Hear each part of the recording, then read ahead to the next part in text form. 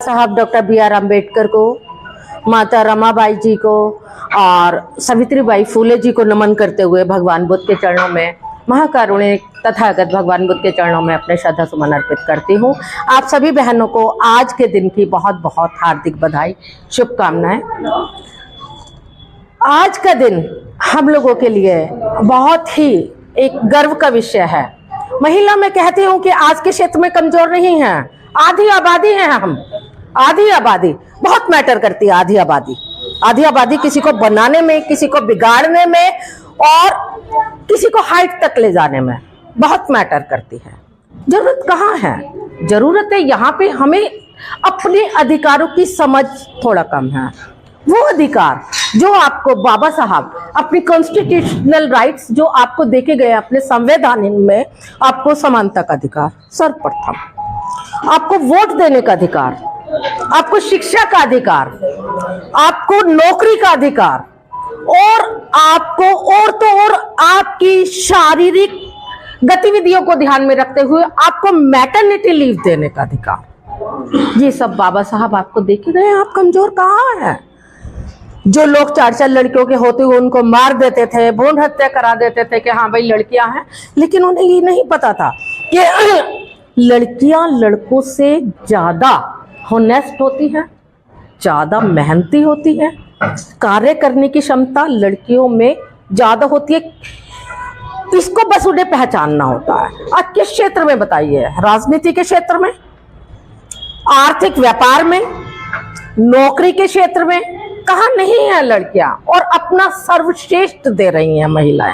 राजनीति में देखिए, मुख्यमंत्री देखिए, प्रधानमंत्री, हमारी प्रथम प्रधानमंत्री स्वर्गीय श्रीमती इंदिरा गांधी जी उदाहरण है आज। उसके बाद इतने जेंट्स प्राइम मिनिस्टर हुए, किसी में हिम्मत नहीं हुई।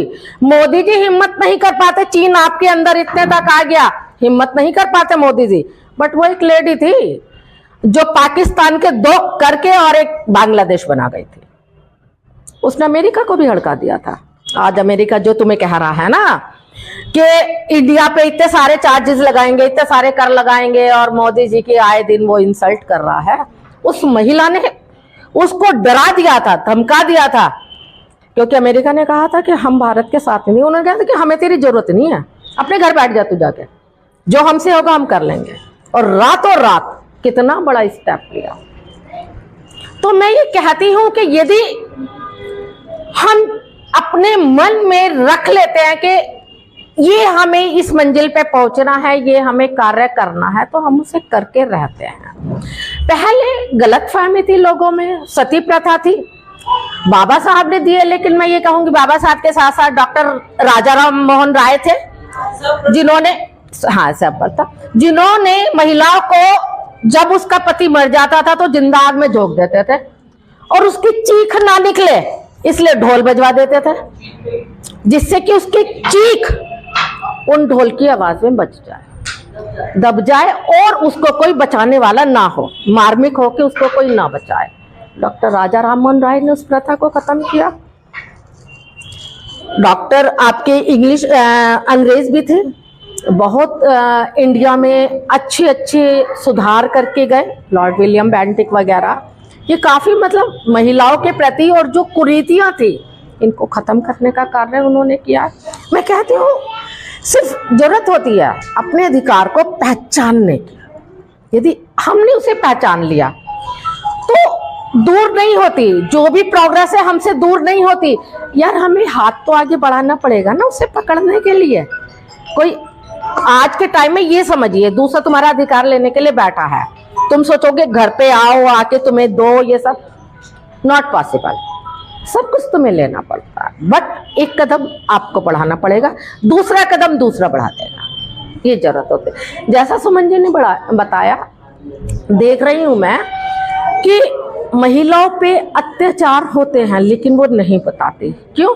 क्योंकि उन्हें शुरू से एक पाठ पढ़ाया जाता है, घर की इज्जत, हाँ, और वो उसी में एडजस्ट करती रह जाती है। और मैं आपको बताऊं, दूर के ढोल बड़े सुहावने लगते हैं। आप सोचोगे दीदी कितनी सुखी थी, दीदी को कितनी मौज मिली होंगी, लेकिन नहीं, ये सब स्ट्रगल हर महिला के होते हैं। हर महिला कहीं ना कहीं दबाई जाती है, धमकाई जाती है, उसका शोषण किया जाता है।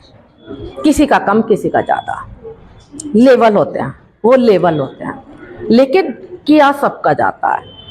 तो बस यही बात है कि इस शोषण में ना रह के, किसी का भी क्रूरती ना सह के आप आवाज बुलंद कीजिए, आप आवाज बुलंद कीजिए, पहचानिए अपने अधिकार को।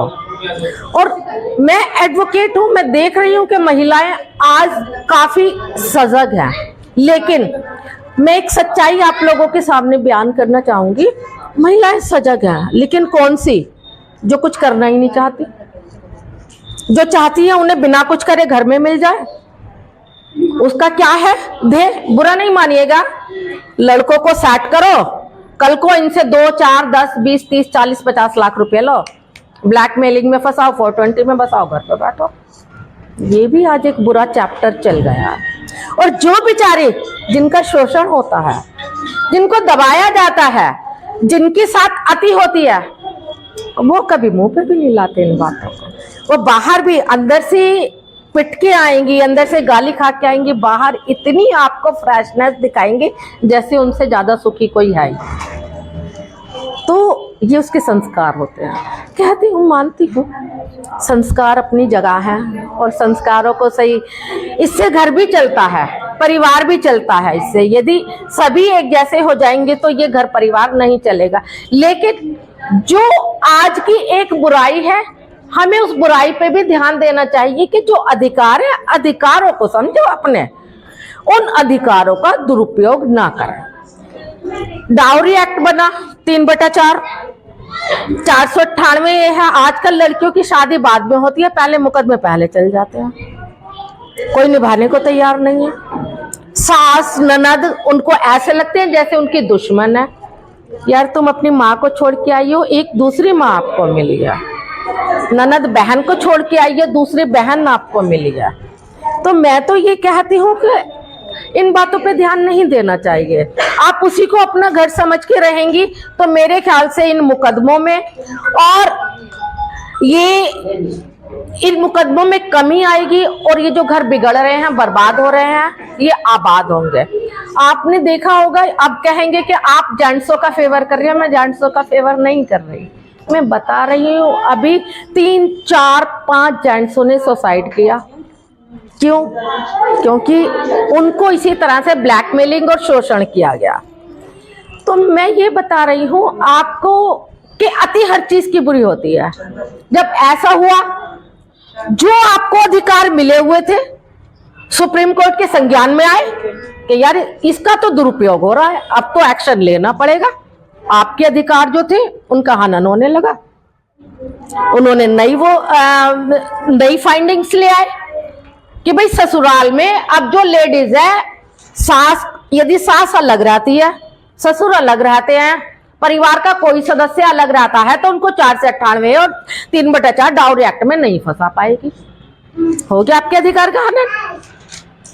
जहां आप पे कितनी बड़ी पावर थी, है पावर कम हो गई। दूसरा, अब यदि बलात्कार का बहुत लड़कियां नाजायज फायदा उठाती थी कि लविंग अफेयर चलता था, लड़के के साथ चली गई, जाने के बाद थोड़ा पेरेंट्स मिल गए, इमोशनल हो गई, इमोशनल होके तुरंत बहक के लड़के के खिलाफ कर दी। यार मजबूत बनो, आपका प्यार है तो क्यों छोड़ रही हो, आप क्यों डर रही हो? इधर से आप गई हो ना, एक आत्मविश्वास से गई हो, आपने सब कुछ देखा है, परिवार वालों को अधिकार नहीं है, चलो आप गई, लेकिन आपको यार फंसाने का अधिकार नहीं है उसे।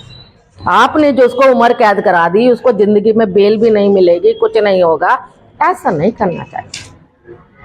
आप कहिए, मजबूती से कहिए, हाँ मैं गई हूँ, मेरी पसंद थी, क्योंकि मैं 18 साल की हो गई, इसलिए मेरा ये संवैधानिक राइट था। अपने घर वालों को अपने गुड फेथ में लीजिए। तो ये मैं आपको इसका दूसरा पहलू दिखाने की कोशिश कर रही थी कि आजकल ऐसा भी चल रहा है। मोस्टली 376 के बलात्कार के जो मुकदमे, मोस्टली बहनों में देख रही हूँ फर्जी, क्योंकि लड़कियां लविंग अफेयर में जाती हैं, बाद में बलात्कार के मुकदमे बनवाते हैं। अब क्या हुआ, पहले जो 376 इतना ज्यादा स्ट्रांग था आपके लिए, आज वो भी कमजोर हो गया कि यदि लड़की की कंसेंट है तो चाहे 10 बार बलात्कार हुआ, कोई बलात्कार ही नहीं है। तो किसने किया ये आप ही ने तो करवाया ना। अपने अधिकारों को, जो इतने स्ट्रांग राइट्स आपको मिले हुए थे, उन स्ट्रांग राइट्स को आपने ही तो खत्म करवाती जा रही है। और सभी लड़कियां नहीं, जो मैं कह रही कुछ नहीं करना चाहती, एजुकेशन का टाइम होता है उनका, उस समय उस पर ध्यान नहीं देती, आगे बढ़ने का टाइम होता है उस पर नहीं देती, घर के संस्कारों का टाइम होता है वो नहीं लेती, सिर्फ सोचती है शॉर्टकट। हर काम में शॉर्टकट नहीं होता, क्योंकि जो आपको मिलता है वो एक एक्सपीरियंस से मिलता है, स्टेप बाय स्टेप से मिलता है। तो हमें अपने आसपास के माहौल में ये ध्यान रखना चाहिए और ध्यान देना भी चाहिए कि जो सही है सही का साथ दें, गलत का साथ ना दें। बार बार मैं इस बात पे ही, ये मुझे यहाँ कहने की जरूरत नहीं थी, लेकिन मैंने इसलिए कहा क्योंकि आपके अधिकार संकुचित होते जा रहे हैं। आज मान लो ससुराल में किसी लड़की को वास्तव में टॉर्चर होती है, तो क्या वो अपने ससुराल वालों के खिलाफ इतने स्ट्रॉन्ग एक्शन ले सकती है? नहीं ले सकती। हस्बैंड नॉट अरेस्टिंग, सास ससुर देवर जेठ वगैरह वगैरह वगैरह सब आप एक डालिए एप्लीकेशन, वो वैसे निकल जाएंगे। आईओ को एप्लीकेशन दीजिए अपने अलग रहने की, कि हम तो रहते ही नहीं जी इसके साथ में, हमें हमारा क्या मतलब इसके उससे, आपका नाम निकल जाएगा। आप कहाँ पे आ गए? जहाँ लोग इतना मजबूत कानून बना था, आपने तो उसका बिल्कुल नाश कर दिया। आपके फेवर में तो कुछ रहा ही नहीं। हस्बैंड है, हस्बैंड भी दिखा दे, आजकल तो वीडियो रिकॉर्डिंग चल रही है, सीसीटीवी कैमरेस लगा हुआ है, सभी लगे हुए हैं, तो हस्बैंड भी एक्ट है। और सबसे ज्यादा इंसान कहाँ घबराता है? अरेस्टिंग से। जब अरेस्टिंग नहीं रही अब, तो समझो इंसान लाइटली लेने लगा। फिर दूसरा एक जो भयानक इसका पहलू, आजकल लड़कियां 1 करोड़ से नीचे नहीं मांग रही म्यूचुअल के। म्यूचुअल माने तो 13 भी एक हिंदू मैरिज एक्ट में सेक्शन है, उसमें आपसी सहमति से तलाक हो जाता है। आप भी एग्री हैं, हम भी एग्री हैं, विद इन 6 मंथ या 2 मंथ डिवोर्स हो जाता है। लेकिन आपने उसको भी जो है एक धंधा बना लिया। आपके इतना खर्चा नहीं होता। एक तो आप उसका घर बसाने को तैयार नहीं, दूसरा उसके घर में सबके खिलाफ आपने केस कर दिए, तीसरा अब इतना मोटा अमाउंट मांग रही है। 1 करोड़ 2 करोड़ 1.5 करोड़ तो ऐसे कह देती है जैसे कि पेड़ पे लग रहा है। ये बेचारे कहां से लाएंगे? ये लाएंगे कहां से? तो इस चक्कर में बहुत फैमिलीज, मैं ये कहती हूँ, महिला क्या बहू ही महिला होती है? क्या ननद महिला नहीं होती? क्या सास महिला नहीं होती? क्या उसकी जो और जिनको वो फंसाती है वो महिला नहीं होती? तो आपका क्या कार्य है? आपका कार्य है अंडरस्टैंडिंग करें, वहां पे एडजस्ट करें। हाँ, यदि फिर भी कोई बात होती है तो उसकी करें, शिकायत ना कि जबरदस्ती में पैसा अर्न करने की। मेरे साथ ही हुआ, मेरे भांजा इतना अच्छा उसका बिजनेस था, 1 महीने नहीं रही और 1.5 करोड़ की डिमांड कर दी। 1 महीने नहीं रही घर में। दिल्ली कालका जी की लड़की थी, लड़का काफी बड़ा बिजनेसमैन था, मेंटली डिस्टर्ब हो गया लड़का, बिजनेस सारा गया, ऊपर से इतना सारा अमाउंट मांग लिया। वो तो चलो मैं बीच में थी तो मैंने कहा देख 1.5 करोड़ बहुत बड़ी बात है, नीचे ले आऊंगी तुझे। क्या करा? उसी के घर वालों के खिलाफ एफआईआर करे, आए थाने में जी कंप्रोमाइज कर लो। तो आपने अपना क्या किया? अपना ही तो लॉस किया। आपने अपना ही लॉस किया। तो ऐसा नहीं, देखो इतनी बड़ी बड़ी कल्पना चावला है, मैं कह रही हूँ हवाई जहाज उड़ा रही हैं लड़कियां, ट्रेनें चला रही हैं, बड़ा अच्छा होता है, बड़ा प्राउड फील होता है। आज कोर्ट में इतनी सारी लड़कियां हैं, बहन मनीषा बैठी हैं, तहसील में देखो बहन सुनीता जी बैठी हैं, आप लोग भी कहीं ना कहीं एडजस्ट हैं, अच्छा लगता है। तो ये काम करिए, इनसे अच्छा लगता है। बार बार कह रही हूँ अपने अधिकारों को पहचानो। इनको जो कानून बन गया है उसके साथ खिलवाड़ ना करें। खिलवाड़ करेंगी अपने खिलाफ ही कार्य करेंगे, वो कानून कमजोर हो जाएगा। सुप्रीम कोर्ट की एक फाइंडिंग आ जाएगी कि भाई ये इसका तो दुरुपयोग हो रहा है, आप जो है इसमें स्टेप उठाएं और इसका अब नहीं चलेगा ये। आप वहीं शून्य हो गए, जो आपको मिला उसे तो ना गंवाएं। तो बस यही है कि ऐसा नहीं करना चाहिए। यदि किसी के घर में हम लोग भी माँ हैं, बहन है, बेटी है, सब यदि हो रहा है तो समझाएं उन्हें कि देख बेटा, अगर वास्तव में ही है प्रॉब्लम तो बताओ, नहीं तो ऐसा कुछ नहीं है। माँ रमाबाई नहीं होती बाबा साहब के पीछे तो बाबा साहब इतिहास नहीं लिख पाते। बाबा साहब इतना बड़ा जो ऐतिहासिक कार्य किया है ना कर पाता, उसमें किसकी देन है? माता रमाबाई।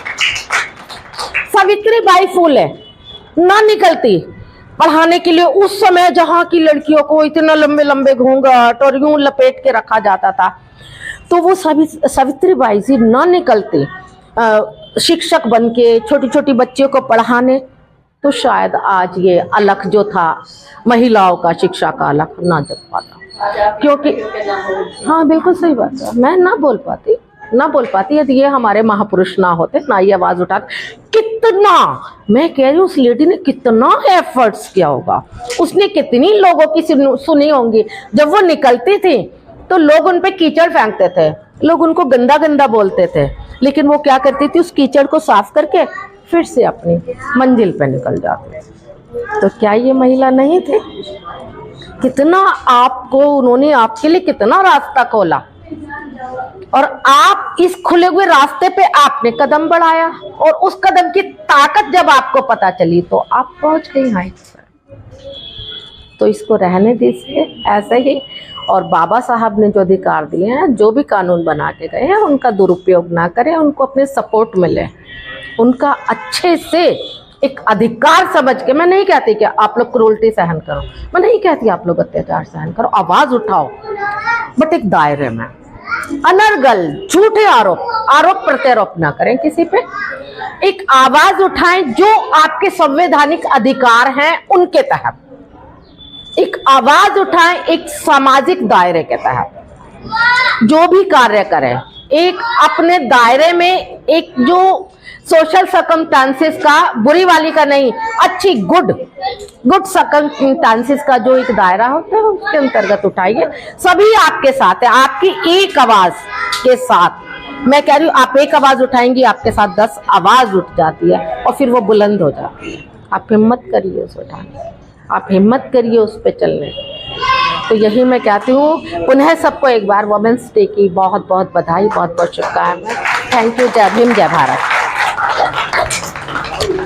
लीजिए भैया।